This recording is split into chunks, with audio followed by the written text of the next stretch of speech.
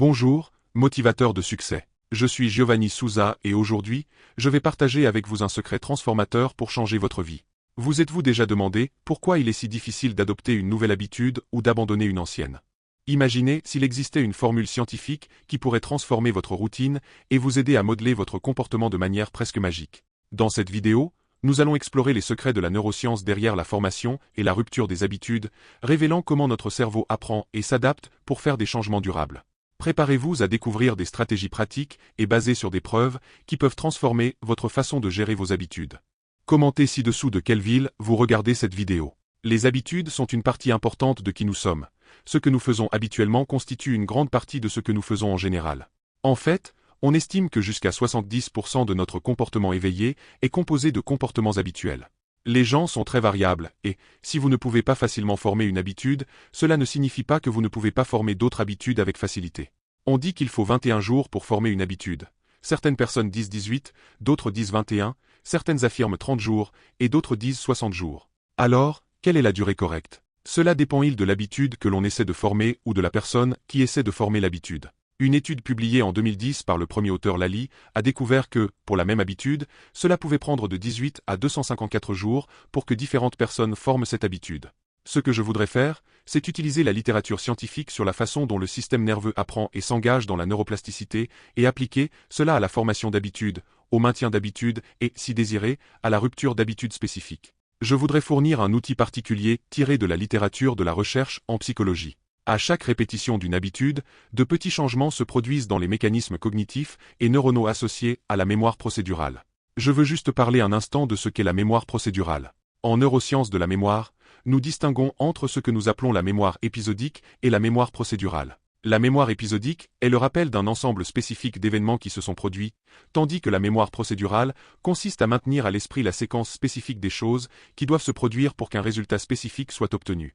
Pensez Y comme une recette ou un protocole, ou pour l'exercice, c'est comme des séries et des répétitions, ou un parcours spécifique que vous allez courir ou pédaler, ou le nombre de longueurs que vous allez nager et comment vous allez les réaliser.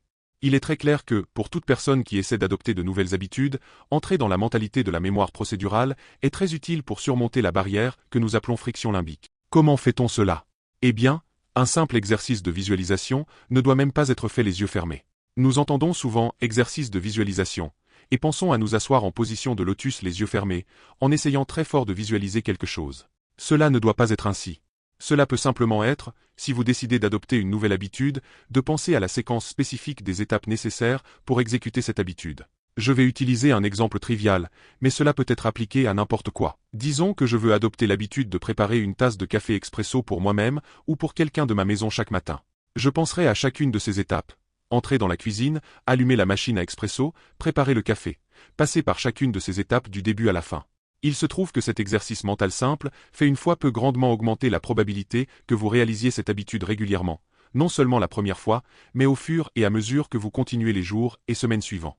C'est remarquable pour moi, et la littérature est vraiment robuste. Maintenant, je voudrais discuter d'un deuxième outil, et ce que je pense peut être le plus puissant pour acquérir et maintenir de nouvelles habitudes. L'outil auquel je fais référence est quelque chose appelé Task Bracketing, encadrement des tâches, et les circuits neuronaux associés à l'encadrement des tâches sont essentiellement les circuits neuronaux qui vous permettent d'apprendre tout type de nouvelles habitudes ou de briser toute habitude que vous souhaitez briser. Nous avons dans notre cerveau un ensemble de circuits neuronaux qui relèvent du terme général de ganglions de la base. Les ganglions de la base sont impliqués dans l'exécution d'actions, c'est-à-dire faire certaines choses, et dans la suppression d'actions, c'est-à-dire ne pas faire certaines choses. Dans le domaine expérimental, ceux-ci sont appelés circuits Go, faire, et No-Go, ne pas faire. Certains d'entre nous trouvent très facile de faire certaines choses, mais plus difficile de ne pas faire d'autres choses. Certaines personnes ont de nombreux circuits no-go très robustes et ont beaucoup de restrictions comportementales, mais ont plus de difficultés à passer à l'action. Et certaines personnes ont un équilibre parfait entre les deux, mais je n'ai jamais rencontré une de ces personnes. L'encadrement des tâches implique un ensemble particulier de circuits neuronaux au sein des ganglions de la base. Nous avons des circuits spécifiques dans notre cerveau dédiés à marquer les événements qui se produisent juste avant et lorsque nous commençons une habitude, et juste après et lorsque nous terminons une habitude. En d'autres termes, il agit comme une sorte de marqueur pour l'exécution de l'habitude, mais pas l'exécution de l'habitude elle-même. Cela est très important car l'encadrement des tâches est ce qui détermine si une habitude sera dépendante du contexte ou non, si elle sera forte et susceptible de se produire, même si nous n'avons pas bien dormi, même si nous sommes distraits, même si nous ne sommes pas émotionnellement motivés, ou si nous sommes complètement accablés par d'autres événements. Si les circuits neuronaux pour l'encadrement des tâches sont profondément incorporés en nous ou sont très robustes autour d'une habitude particulière, il est probable que nous ferons cette activité cardio de zone 2, peu importe ce qui se passe, que nous nous brosserons les dents peu importe ce qui se passe. En fait, se brosser les dents est un bon exemple car, pour la plupart des gens, même si vous avez passé une mauvaise nuit de sommeil, même si tout va mal dans votre vie, il est probable que, sauf si vous êtes très déprimé, si vous allez au travail ou même si vous n'y allez pas, vous allez quand même vous brosser les dents le matin. Je l'espère vraiment, en fait. Mais vous serez probablement moins enclin à réaliser des habitudes spécifiques que vous ne considérez pas nécessaires. Mais si vous y réfléchissez, se brosser les dents, faire de l'exercice, manger des aliments spécifiques, peut-être s'engager socialement de manière spécifique, vous êtes celui qui met toutes sortes d'évaluations de la valeur sur ce qui est essentiel et ce qui est négociable. Ainsi, l'encadrement des tâches établit une empreinte neuronale, une sorte d'empreinte digitale dans votre cerveau, selon laquelle cette chose doit se produire à un moment spécifique de la journée, au point que cela devient réflexif. Bien qu'il soit important de penser à la séquence des événements nécessaires pour engager ce comportement, l'exercice de visualisation de la mémoire procédurale que nous avons discuté précédemment aidera. Il y a aussi une manière d'orienter votre système nerveux vers ce processus d'encadrement des tâches, de sorte que votre système nerveux soit dirigé et orienté vers l'exécution d'une habitude particulière. C'est un peu comme échauffer votre corps pour l'exercice. Lorsque le striatum dorsolatéral est engagé, votre corps et votre cerveau sont prêts à exécuter une habitude, et vous pouvez alors insérer consciemment l'habitude que vous souhaitez réaliser. Si vous envisagez d'adopter une nouvelle habitude ou d'essayer de briser une habitude, il est très utile de penser non seulement aux aspects procéduraux de ce que vous allez faire, mais aussi de penser aux événements qui précèdent et suivent cette habitude spécifique et l'exécution, ou au moins l'effort, pour exécuter cette habitude. Ce que vous faites, c'est lancer une sorte de projecteur autour d'une période de temps ou d'un ensemble d'événements auxquels la dopamine peut être associée. À quoi cela ressemble-t-il en pratique? Eh bien, encore une fois, je vais essayer d'utiliser des exemples simples et concrets, mais cela peut s'appliquer à tout. Supposons que je sois quelqu'un qui a du mal à faire 30 à 60 minutes de cardio zone 2 en milieu de matinée. Ce que je devrais faire, c'est anticiper positivement le début et la fin de cette session, n'est-ce pas?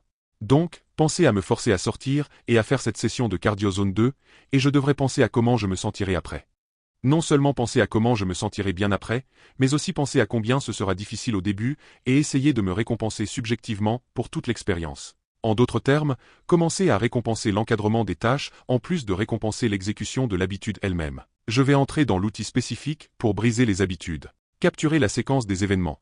Pas celle qui a conduit à l'exécution de la mauvaise habitude, mais profiter du fait que les neurones responsables de générer cette mauvaise habitude étaient actifs il y a peu de temps et engager immédiatement un comportement de substitution. Maintenant, c'est vraiment intéressant, et je pense que c'est puissant, car je pensais que vous deviez vous engager dans un comportement de substitution qui remplace réellement le comportement de la mauvaise habitude. Que vous deviez être capable d'identifier votre état mental ou la séquence d'événements qui conduit à la mauvaise habitude. Mais en réalité, l'étape ou la période immédiatement après l'exécution de la mauvaise habitude est une opportunité unique pour insérer un type différent de comportement adaptatif, mais cela peut être n'importe quel comportement qui n'est pas aligné avec le mauvais comportement. Prenons un exemple. Disons que vous vous retrouvez à essayer de faire un travail concentré et que vous attrapez votre téléphone, vous décevant d'avoir attrapé votre téléphone. Vous pourriez bien sûr simplement le mettre de côté ou retourner au travail, mais si vous étiez bon à cela, vous n'auriez probablement pas fait cela en premier lieu. Ce qui s'avère très efficace, c'est de s'engager dans une autre habitude positive. Maintenant, cela a deux effets principaux. Le premier est que vous commencez à associer dans le temps l'exécution d'un mauvais comportement à cet autre bon comportement, et en faisant cela, vous commencez à recruter d'autres circuits neuronaux, d'autres neurones qui peuvent commencer à démonter les circuits existants associés au mauvais comportement. Deuxièmement, vous commencez à construire un nouveau réseau neuronal qui est plus favorable et ne renforce pas la mauvaise habitude que vous ne voulez pas faire. Profitez des événements entourant l'exécution du mauvais comportement et commencez à les remplacer par de bons comportements. Au lieu de vous concentrer uniquement sur le mauvais comportement lui-même, c'est un principe puissant et vraiment démontré. Donc, si vous voulez briser une mauvaise habitude, utilisez ces outils et techniques et adaptez-les à votre propre système. La combinaison de la visualisation et de l'encadrement des tâches peut créer une puissante configuration neuronale pour tout comportement que vous souhaitez adopter. Cependant, un principe simple et puissant est que lorsque vous réussissez à acquérir un nouveau comportement et à maintenir un nouveau comportement, le plus important est d'évaluer quelles sont les habitudes qui renforcent le comportement souhaité et quelles sont les habitudes qui affaiblissent ou concurrencent le comportement souhaité. Alors, si vous pouvez renforcer une nouvelle habitude et en adopter une nouvelle, tout en continuant à désactiver celle que vous ne souhaitez pas, vous serez sur la bonne voie pour construire de nouvelles habitudes saines. Êtes-vous prêt à transformer vos habitudes et à atteindre vos objectifs? Maintenant que vous connaissez les secrets de la neuroscience derrière la formation et la rupture des habitudes, il est temps de mettre ces stratégies en pratique. Souvenez-vous, le changement commence par de petits pas et une vision claire. Pour contribuer encore plus à votre développement personnel et à votre évolution, je vous recommande l'e-book qui se trouve dans le premier commentaire épinglé ci-dessous. Il vous aidera à mettre en place de nouvelles habitudes de succès et une nouvelle routine. Si vous avez aimé cette vidéo et que vous souhaitez plus de conseils sur la façon d'optimiser votre routine et d'atteindre le succès, n'oubliez pas de vous abonner à la chaîne et d'activer la cloche pour ne manquer aucune nouveauté. Continuez sur votre chemin vers une nouvelle version de vous-même, pleine de succès. À la prochaine vidéo.